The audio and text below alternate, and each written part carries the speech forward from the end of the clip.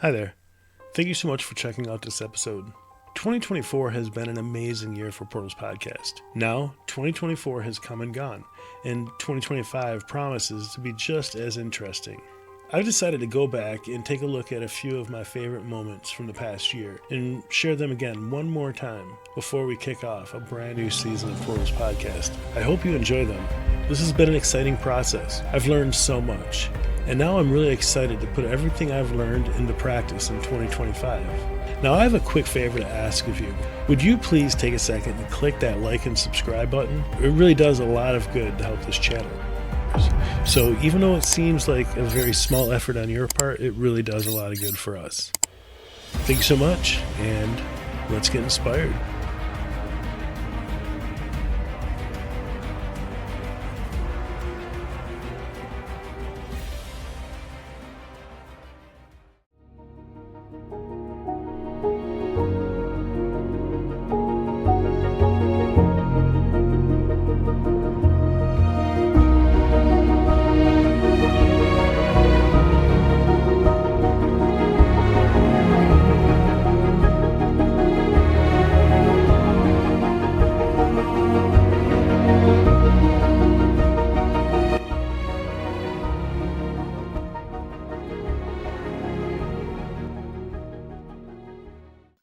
All right, ladies and gentlemen, welcome to Portals Podcast. My name is Scott Love, and I will be your host on this epic journey into the world of the fascinating and inspirational.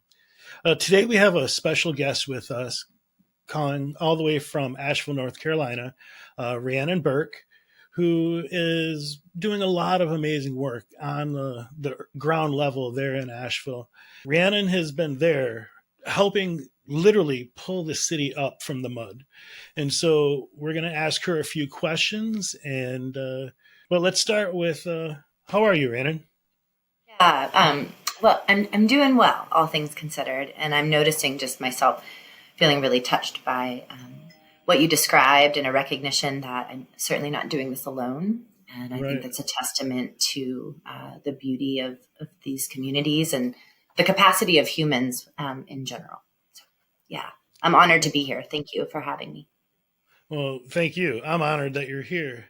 So I've seen a lot of people posting on Facebook and other social media about how the burnout is starting to happen, and people the reality of what happened to the area and to them personally is starting to set in. Are you seeing that happen to the people around you, with your coworkers or people in the community?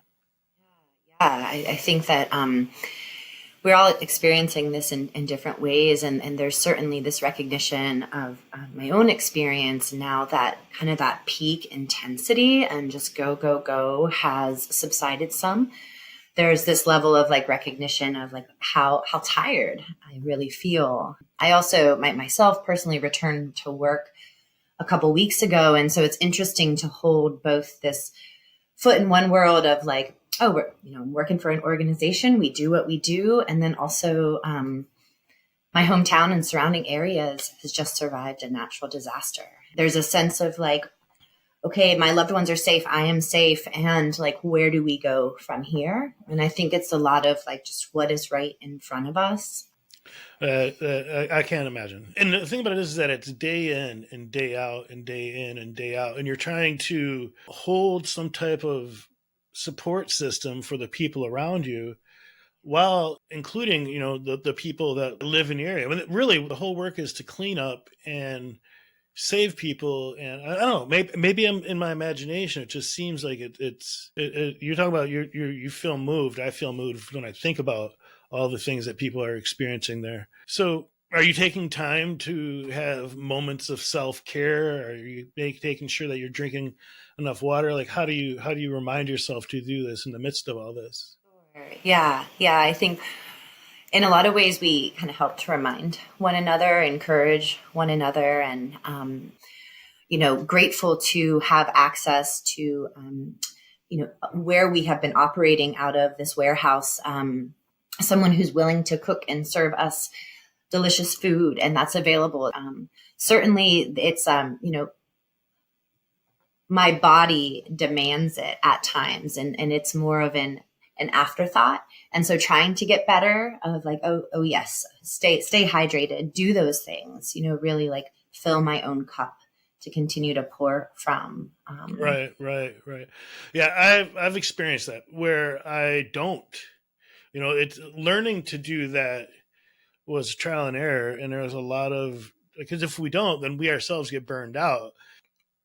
So people are doing the work there for all sorts of different reasons, whether it's to help their friends or their family, whether it's to save their house, but really what it comes down to is love. They're doing all the work out of love, which is really the core reason we do anything. Which brings me to your name, the name of your organization, Operation We Are Love. Can you take a second to let us know how you came up with that name? Was it a process, or was it just like, it has to be this? How did that come about? Yeah, well, I certainly wasn't imagining that I was naming an organization per se. I was just trying to utilize some information to get out to raise some funds. And it was an operation, to get the resources to the people. And in my community, there's a good friend of mine, Logan Mixborin, and he kind of had that catchphrase, like, we are love, this is what we do. And it's become a larger catchphrase in my community. And so it just like, in my mind, though I knew that there's a potential for this to reach out further, like my hope was to get goods to my direct community. And so that's where that came from. And that idea of like, we here, like all of us on this earth, are love, and this is what we do. And what that is service, Right. That's awesome. I have this mantra that I run in my head. It really helps me get to the core of things, I guess. And that is, I am one with the light and love of the universe. I am one with the light and love of God. And sometimes I break it down to each individual word. And so when I see Operation We Are Love, it's we, the community, we, when one or more are gathered is a we are, that's a statement, we are, and then love, and it's simple, but I think it's impactful. It's incredible. It's powerful stuff right there. So many of us didn't really quite comprehend what was about to happen. I was starting to kind of hear these whispers and references to the flood of 1916.